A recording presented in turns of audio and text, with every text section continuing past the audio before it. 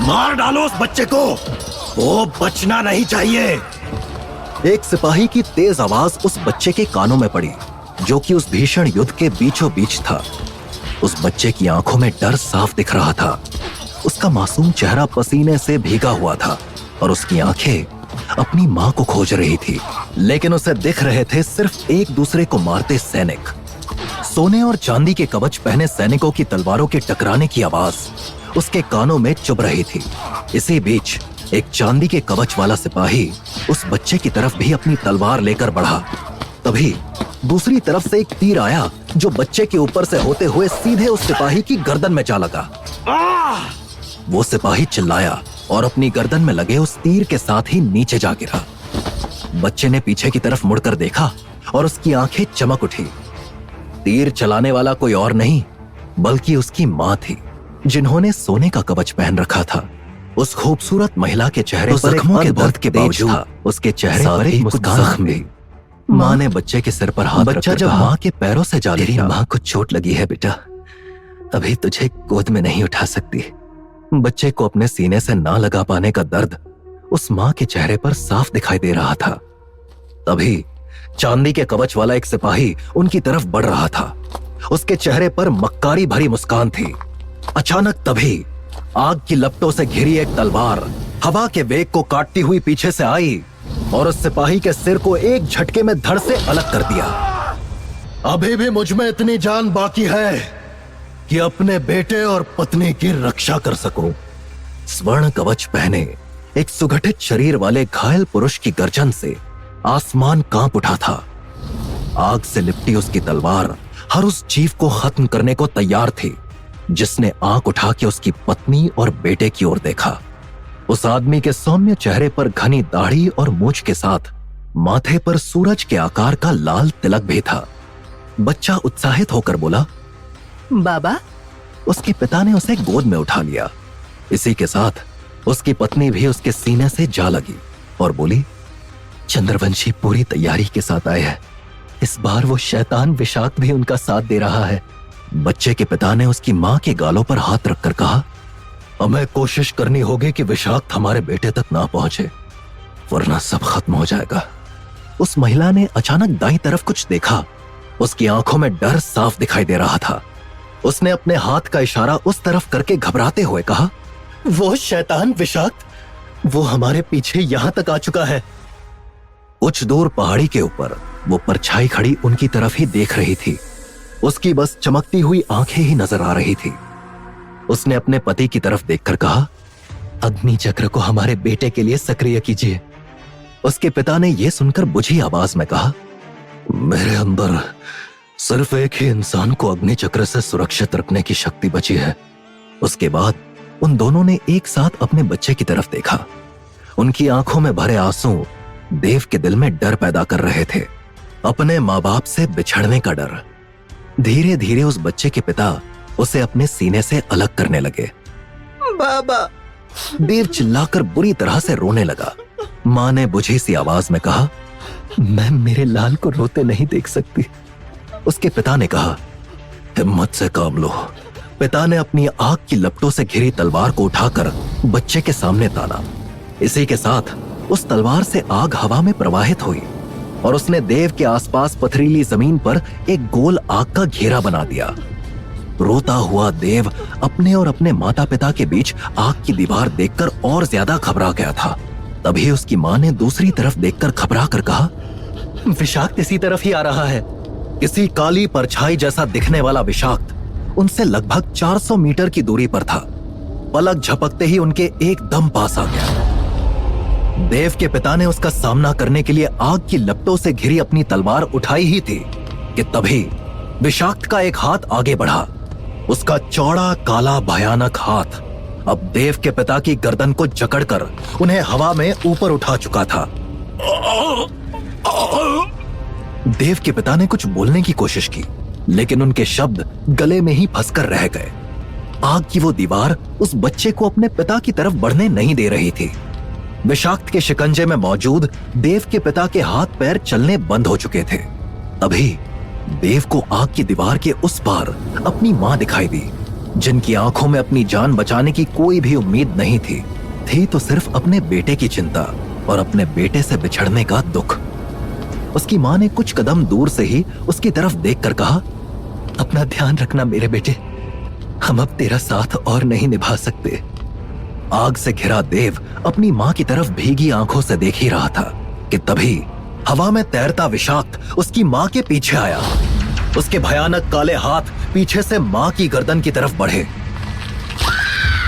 विषाक्त ने मां की गर्दन को दाईं तरफ से मोड़ दिया। गर्दन की हड्डी टूटने की आवाज ने आग की लपटों में घिरे देव को एकदम शांत कर दिया था। अब वो रो नहीं रहा था, बल्कि पत्थर की मूर्ति की तरह एक जगह खड़ा उस भयानक काली परछाई की ओर देख रहा था, जो कि उसके माँ बाप की लाश के ऊपर हवा में तैर रही थी। उस बच्चे के कान में विषाक्त की सांप जैसी आवाज पड़ी, अब तेरी बारी।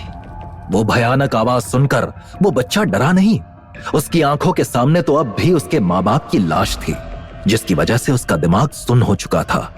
वो भयानक काले हाथ मौत बनकर उसकी तरफ बढ़े, लेकिन आग के घेरे को पार नहीं कर पाए। निराश हो चुके विषाक्त के गले से भयानक सी आवाज निकली। हवा में तैरता विषाक्त अब आग के इर्द गिर्द ही चक्कर काटने लगा था। देव की मासूम आंखें आसपास मदद के लिए देख रही थी। उसने फिर से जमीन पर पड़े अपने माँ बाप की तरफ देखा, इस उम्मीद में कि वो अभी जिंदा होकर उसे बचा लेंगे। उसने कमजोर होती आवाज में फिर से पुकार लगाई, माँ, बाबा। उसके माँ और पिता भला अब कहां उसकी गुहार सुनने वाले थे। उनके शरीर तो वहीं निर्जीव पड़े थे। अचानक देव को अजीब सी आवाज सुनाई पड़ी। विषाक्त कुछ मंत्र पढ़ रहा था और उसके मंत्र जाप करने के साथ बच्चे के आसपास बना आग का घेरा धीरे धीरे शांत पड़ता जा रहा था। आग का घेरा लगभग शांत ही पड़ गया था और विषाक्त बच्चे को लपकने के लिए एकदम तैयार था कि तभी देव को पीछे से दो हाथों ने खींच लिया। मेरे रहते तो इस बच्चे को खरोच भी नहीं मार सकता। बच्चे के कानों में जब ये आवाज गई तो उसने उसे बचाने वाले की तरफ देखा। वो पुराना फटा सा चोगा पहने एक फकीर की गोद में था, जिसके चेहरे पर एक अलग ही तेज था। उसके बिखरे हुए बाल काफी लंबे थे। इसी के साथ चेहरे पर घनी दाढ़ी मूछें भी थी।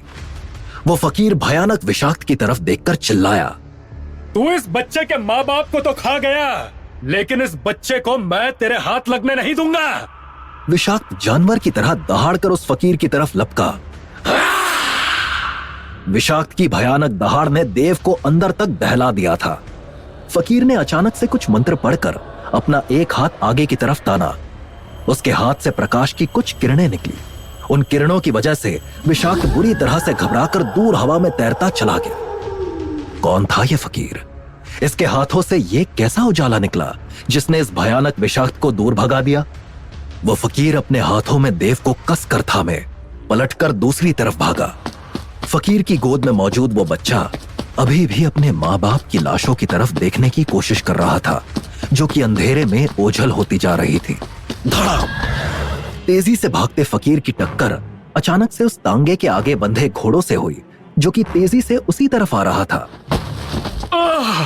घोड़ों से टक्कर होने के बाद फकीर चीख कर गिरा, लेकिन पीठ के बल, ताकि उसकी गोद में मौजूद देव को कुछ ना हो। उसी वक्त तांगे को चला रहा एक सफेद धोती वाला आदमी अचानक से उछलकर नीचे आया। उस सांवले लेकिन आकर्षक आदमी के बाल थोड़े लंबे थे। उसके माथे पर अग्नि के चिन्ह का लाल तिलक भी लगा हुआ था। उसने फकीर को देखकर कहा, हे भगवान, ये कौन भिखारी एकदम से तांगे के सामने आ गया? फकीर बच्चे को गोद में उठाए एकदम से उठ खड़ा हुआ। वो उस आदमी की तरफ ध्यान से देखने लगा। उस आदमी ने हैरानी से उस फकीर की तरफ देखकर कहा, कमाल है, तुम तो घोड़ों से सीधे टकरा गए थे। ऐसी टक्कर से किसी आम इंसान की हड्डियां तक टूट जाती, लेकिन तुम तो एकदम सही सलामत हो। वो फकीर पीछे की तरफ देखकर घबरा कर बोला, वो सिपाही आ रहे होंगे, इस बच्चे को बचाना होगा। उस आदमी ने झल्लाकर फकीर से पूछा, अरे कौन सिपाही आ रहे होंगे? ये बच्चा कौन है? क्या तुम इसे कहीं से चुरा कर भागे हो? फकीर ने उस आदमी की बात का जवाब दिए बिना पास जाकर उस तांगे की तरफ देखा। उस फकीर की अजीबोगरीब हरकतें उस आदमी की समझ में नहीं आ रही थी। तभी तांगे के पिछले हिस्से से एक महिला की आवाज आई, क्या हुआ शिवेश? कौन टकरा गया हमारे तांगे से? शिवेश तांगे के पिछले हिस्से की तरफ गया। वो फकीर भी उसके साथ साथ तांगे के पिछले हिस्से की ओर आ गया। वहां एक खूबसूरत महिला बैठी थी। फकीर की गोद में मौजूद बच्चे को देखकर वो मुस्कुराकर बोली, अरे ये तो बहुत प्यारा बच्चा है। कहीं से हमारे तांगे से टकराकर कोई नुकसान तो नहीं हुआ? फकीर ने उसकी बात का जवाब नहीं दिया और तुरंत शिवेश की तरफ पलटकर पूछा, सुनो, तुम कौन हो? तुम कहां से आए हो? शिवेश ने बड़े गर्व के साथ कहा, मैं हरित पर्वत गांव के अधिपति सूर्यकांत का बेटा शिवेश हूं। हम लोग ऋषि ओंकारनाथ के साधना गृह में जा रहे थे, लेकिन तभी तुम हमसे टकरा गए। फकीर ने शिवेश की आंखों में झांक कर कहा, मेरी बात ध्यान से सुनो। ये बच्चा खतरे में है, एक ऐसे खतरे में जिसकी तुम कल्पना भी नहीं कर सकते। इसे बचा लो। शिवेश ने फकीर की गोद में मौजूद 2 साल के उस बच्चे की तरफ देखा जो अपनी मासूमियत भरी नजरों से शिवेश की तरफ ही देख रहा था। न जाने शिवेश को अपने दिल के अंदर किन भावनाओं का उफान महसूस हुआ। उसके हाथ कब आगे बढ़कर उस बच्चे को अपने गोद में ले चुके थे, उसे खुद पता नहीं चला। शिवेश ने गौर से उस बच्चे की तरफ देखकर कहा, आखिर इतने छोटे बच्चे से किसी की क्या दुश्मनी हो सकती है? उसके कान में फकीर की आवाज गूंजी, देव के भविष्य पर बहुत कुछ निर्भर करता है, इसका ध्यान रखना। उस बच्चे देव को अपनी गोद में थामे शिवेश ने आगे की तरफ देखा। वो फकीर वहां से गायब हो चुका था। शिवेश ने तांगे के पास इधर उधर पेड़ों के झुरमुट की तरफ देखकर कहा, यह फकीर इतनी जल्दी कहां गायब हो गया? यह कोई साधारण भिखारी तो बिल्कुल नहीं था। उसी वक्त हवा को काटते हुए एक नुकीला भाला सीधे उस तांगे की तरफ बढ़ा। शिवेश और उसकी गोद में मौजूद देव कुछ समझ पाते उतनी देर में वो भाला तांगे के अंदर वाले हिस्से के आर पार निकल चुका था। शिवेश की पत्नी की चीख पूरे वातावरण में गूंजी। देव को गोद में लिए शिवेश घबराकर तांगे के पिछले हिस्से की तरफ बढ़ा। वहां जो उसने देखा, उसके बाद उसकी आंखें फैल चुकी थी और टांगे वहीं जम गई थी।